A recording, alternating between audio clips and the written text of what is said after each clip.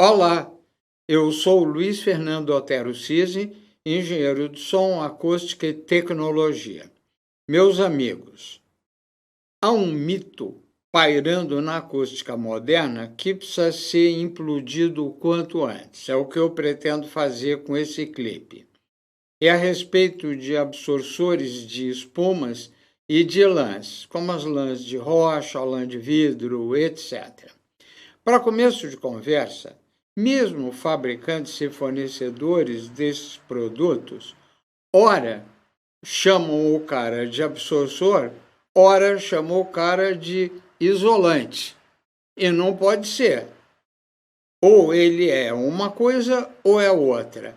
Então, essa atitude meio estranha em mercado acaba confundindo a cabeça de muita gente, inclusive de muita gente que eu conheço. Então vamos lá. Painéis e mantas de espuma, como as de uretano de célula aberta, e lãs de vidro, de rocha, do que você quiser, não são isoladores. Não são isoladores. São absorçores. Eu vou dar uma dica para você nunca mais confundir. Um material que promove o isolamento acústico, ele é parrudo, ele é pesado, ele é maciço, ele é denso, como, por exemplo, uma parede de concreto bem espessa, que tem uma capacidade de isolar sons absurda. Os absorçores são o oposto. Eles são leves, são porosos, são rarefeitos. Então, pensa nisso, todo material que for assim levinho, por exemplo, uma lã de vidro de 32 quilos por metro cúbico, praticamente a gente levanta com mindinho 1 metro cúbico disso. Não pode ser um isolante, tem mesmo que ser um absorçor. Ok? Então fica com essa dica. Eu sei que eu vou incomodar alguns dos pequenos fornecedores de painéis que são manufaturados em pequenas oficinas. E acho que também vou incomodar alguns dos gigantes do ramo. Mas assim caminha a humanidade. A pandemia acelerou pedidos de ajuda de acústica que eu tenho recebido de alunos, de ex-alunos e até de avulsos, todos se queixando que adquirem esses painéis, essas espumas, o material à base de lã de vidro, lã de rocha, e usam em home studios, em salas de música, e acabam quebrando a cara no fim das contas. Muito bom. Quando esses pedidos começaram a se avolumar, eu passei a pesquisar um pouquinho melhor o fornecimento disso na internet. E, de fato, tem havido um aumento de oferta galopante. Quando eu constatei isso, então eu resolvi fazer esse clipe. Minha intenção aqui é ajudar gente bem intencionada a não quebrar mais a cara. E como que eu vou fazer isso? Eu vou mostrar como evitar erros que a essas alturas do campeonato acho que são tão frequentes quanto a quantidade de negócios realizados às cegas na net. Espera aí, o que é essa coisa de realizado às cegas? Meu amigo, essa coisa de realizado às cegas é a maneira de comprar online sem nenhum critério técnico. É bem isso. E eu não me surpreendo com essa situação. Afinal, as ofertas na internet são mesmo predominantemente mercantilistas. É assim que elas são.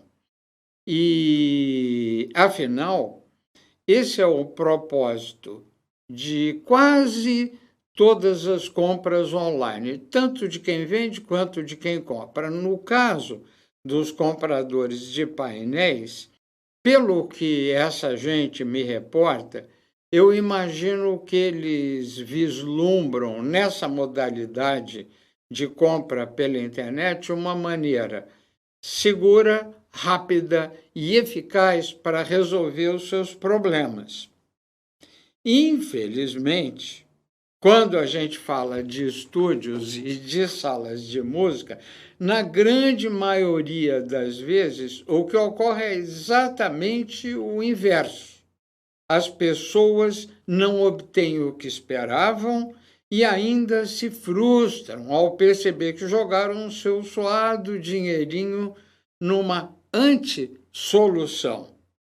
Peraí, professor, antissolução? Sim, antissolução. E por quê? Porque entupir sala de música e estúdio com absorções de espumas e de lãs produz resultados piores ainda do que se você deixar tudo sem tratamento. Quer ver? Vamos lá. Eu quero falar agora um pouquinho da natureza do problema a corrigir e queria chamar sua atenção para essa figura, que mostra o espectro das frequências de áudio, aquilo que a gente pode ouvir de 20 Hz, que está do lado esquerdo, a 20 kHz, que está do lado direito. Você vai observar que a representação gráfica desse espectro é dividido em 4 regiões, que eu chamei de A, B, C e D. E as frequências que separam essas regiões eu chamei de F1, F2 e F3. Eu queria que você entendesse o que são essas frequências. Então vamos começar com F1. F1 se caracteriza por ter um comprimento de onda da mesma ordem de grandeza que as dimensões da sala. Vamos fazer um exercíciozinho para fixar. Pensa numa sala pequena que tem 3,5 metros por 2,5 metros por altura de 2,4 metros. Agora eu vou calcular as frequências cujos comprimentos de onda coincidem com essas dimensões. Então vamos lá, para 3,5 metros. Você está vendo a conta e eu cheguei a 98 Hz. Para 2,5 metros, está aí a conta de novo, 138 Hz. E para 2,4 metros, a frequência é de 143 Hz. Se você me perguntar o que é esse 344 no numerador da fração, é a velocidade do som que eu arredondei, ok? Eu creio que isso já é o suficiente para te dar uma boa noção de F1. No caso dessa sala exemplo, vamos considerar que seja 100 Hz, ok? Agora eu quero determinar a frequência F2, que também é conhecida como frequência Schroeder. Ela é calculada de acordo com essa expressão que você está vendo aí, onde RT60 é o tempo de reverberação em segundos da sala e V o volume físico em metros cúbicos. Vamos dizer que o RT60 dessa sala, não tratada, seja 1,5 segundos. É um valor típico para salas pequenas sem nenhum tratamento e sempre reverberantes. O volume físico é dado pela multiplicação da largura versus o comprimento e ainda pela altura. E nós chegamos a 21 metros cúbicos, é o que você está vendo. Fazendo as contas, F2 é aproximadamente igual a 534 Hz. Na prática, a gente constata que a região C, dá uma olhadinha na figura, ela se estende por 2 oitavas, o que quer dizer que F3 é igual a 4 vezes F2. No caso, 4 vezes 534, 2.136 Hz. Para quem não é muito familiarizado com matemática, esse símbolo que você está vendo agora, ele significa aproximadamente igual a, ou seja, quando não há uma coisa absolutamente exata. Bom, depois desses cálculos que nós determinamos essas frequências F1, F2 e F3, aquele espectro genérico que nós tínhamos visto, ele já assume uma conformação mais específica, que é exatamente o que você está vendo aqui. Agora, quero abordar a região A. Na região A, os comprimentos de onda das frequências que estão transitando pela sala são superiores às dimensões da sala, e por isso a atenuação dos sons que deixam as caixas acústicas não é previsível. E a pressão sonora em cada local, ela independe da sala, que nessa região A não contribui com nada para a formação do campo sonoro, ok? Você vai ver isso graficamente já já. Agora, a região B. Na região B, ocorrem os temidos modos acústicos, que são sequências de picos e de vales de pressão sonora, consequência das interações das ondas acústicas no espaço, que também é uma coisa governada pela geometria da sala. Então, nessa região, a influência da sala é decisiva para o comportamento acústico. Infelizmente, é uma contribuição nociva, problemática. Dá uma olhadinha nessa figura e você vai entender o porquê. Dá uma olhadinha na região B dessa figura. Olha, os modos acústicos estão saltando aos olhos. A sequência de picos e vales que eu tinha mencionado. Tá certo? Observa também que na região A, o comportamento é bem imprevisível, como eu tinha antecipado. Muito bom, vamos para a região C. A região C é uma região de transição. Os modos acústicos vão amaciando, por assim dizer, e os espaçamentos entre eles vão sendo progressivamente menores à medida que a gente aumenta as frequências.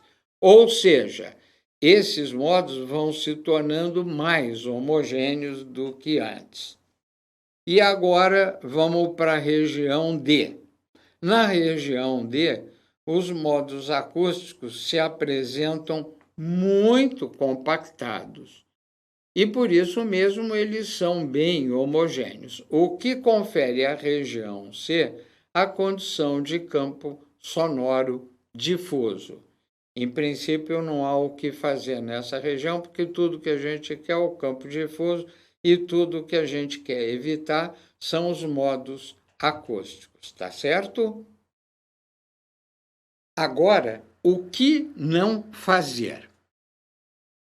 Você vai me permitir, eu vou começar diagnosticando o problema acústico das salas pequenas. Então, dá uma olhadinha nessa figura.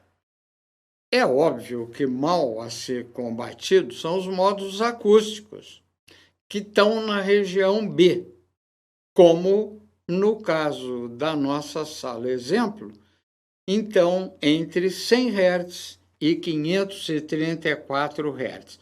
Aproximadamente, gente. Legal. Então, vamos agora dar uma olhadinha nos coeficientes de absorção de alguns painéis acústicos fabricados com espumas de célula aberta e também com fibras. É lógico e muito natural que há uma certa discrepância entre coeficientes de materiais aparentemente similares, mas de diferentes fabricantes ou procedência.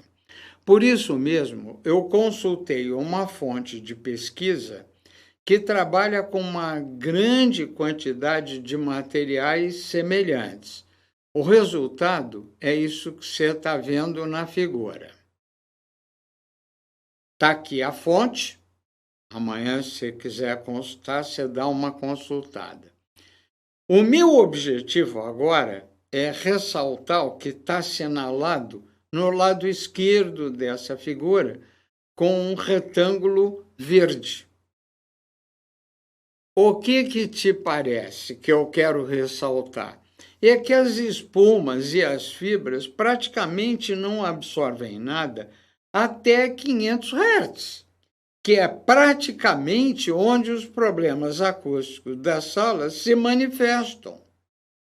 E é exatamente isso que deveria ser controlado. Mas como se a gente não pode absorver? Você taca a espuma e ela não absorve os modos acústicos porque eles estão numa frequência abaixo da frequência de trabalho da espuma. Então fica óbvio que a escolha de espumas e de lãs para condicionar estúdios e salas de música é uma providência inadequada. Digamos assim, alguma coisa de quem não conhece acústico nem leu um livrinho bem fininho, porque se tivesse lido eu não faria isso. Agora, não só porque a região problemática fica solenemente ignorada, como você já percebeu, mas também porque as médias e principalmente as altas frequências são sumariamente removidas do espaço, gente. Dá uma olhadinha melhor nessa figura que você vai ver. Olha, eu acho que as medidas que eu estou apresentando escancaram o óbvio. No caso dessa figura que você está vendo, foram feitas simultaneamente 5 medições com 5 microfones colocados em pontos diferentes da sala. Por isso que você tem essas 5 curvas. Então, dá uma olhadinha agora na região D e observa que acima de 500 Hz há uma redução de 12 decibéis em comparação com a banda, que vai de 50 a 500 Hz. Muito bom, meus amigos. Ao longo da minha carreira profissional, em centenas de palestras e workshops que eu realizei no Brasil e em todo o mundo, eu nunca parei de alertar que a mídia especializada, especialmente as revistas do ramo, daqui e de fora, portanto, muitas das quais eu fui ou ainda sou colaborador, sempre orientou o pobre do leitor a usar absorçores acústicos de espumas e de fibras, além de estofados, carpetes e cortinas que se assemelham a isso. E por décadas, os editores mal informados martelaram na cabeça dos leitores que essa era uma fórmula mirabolante, mágica para mitigar as reverberações excessivas. Eu acho que você já percebeu, né?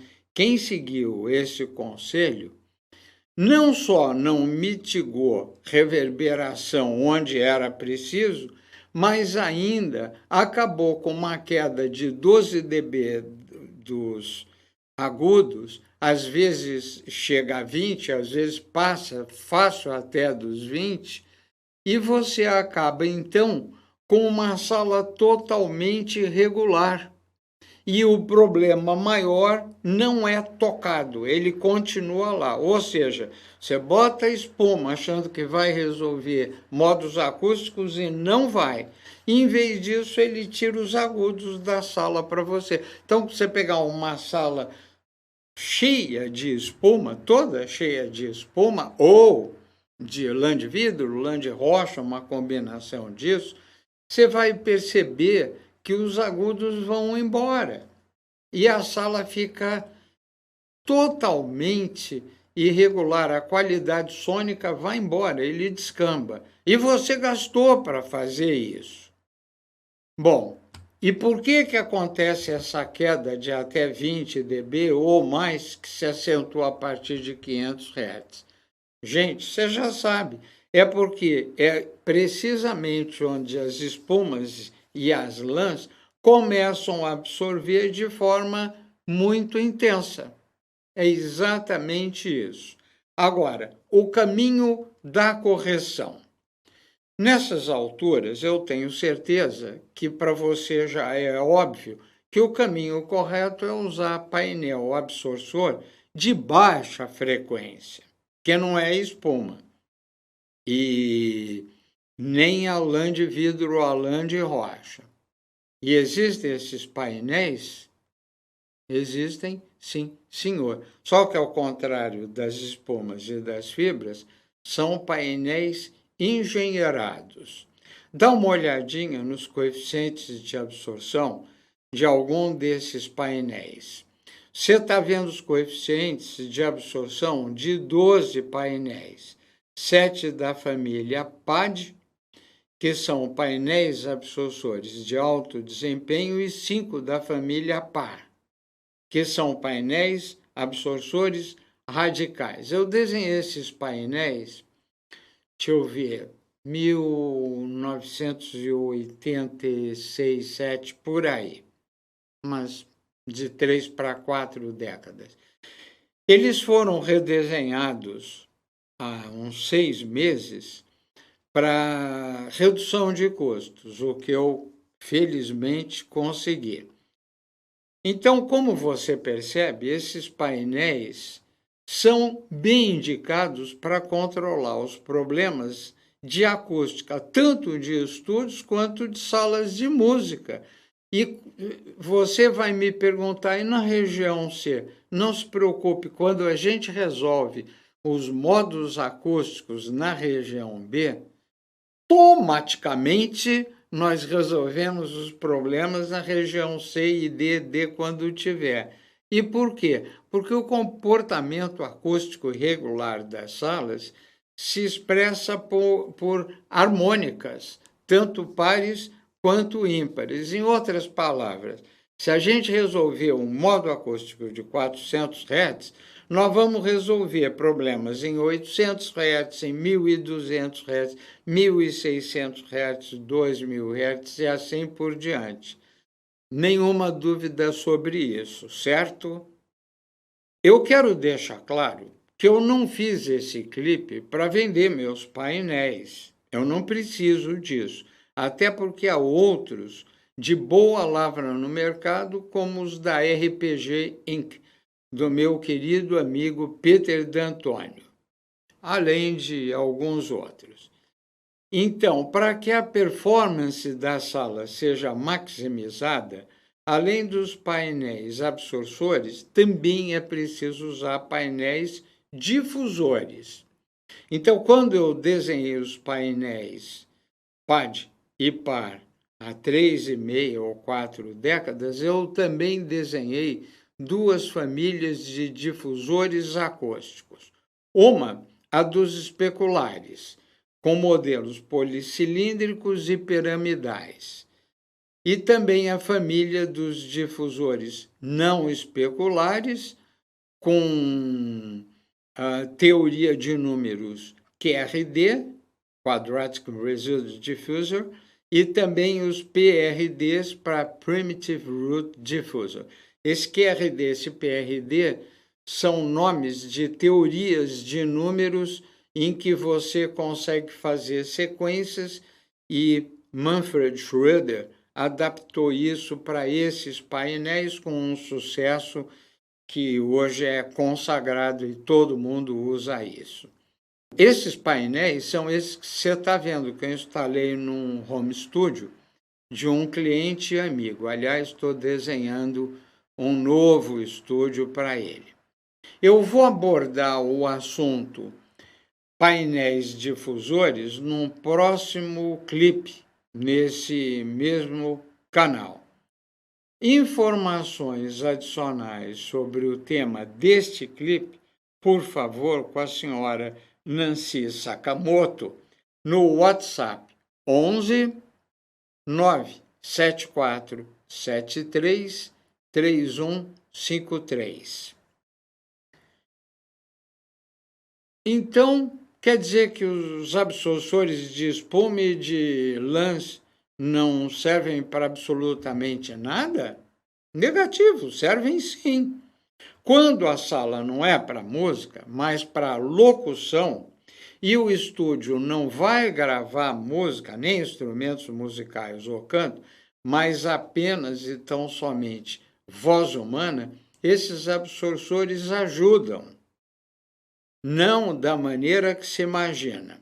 E se imagina que eles fazem quase que um milagre, porque a maioria das pessoas acha que a faixa de voz humana é de 300 Hz a 3 kHz. Não é. Isso chama-se faixa telefônica. Dá uma olhadinha nessas figuras que você vai ver o que acontece com as bandas de voz para homens, para mulheres, para crianças, desde uma voz assim quase que um sussurro até um grito bem forte. Eu não vou entrar no detalhe das figuras, você faz a análise. Agora, compara essas curvas com as curvas de absorção dos absorçores de espuma e de lãs e mantas, e você vai tirar suas próprias conclusões. Fiquem todos com Deus e se cuidem. Muito obrigado pela atenção.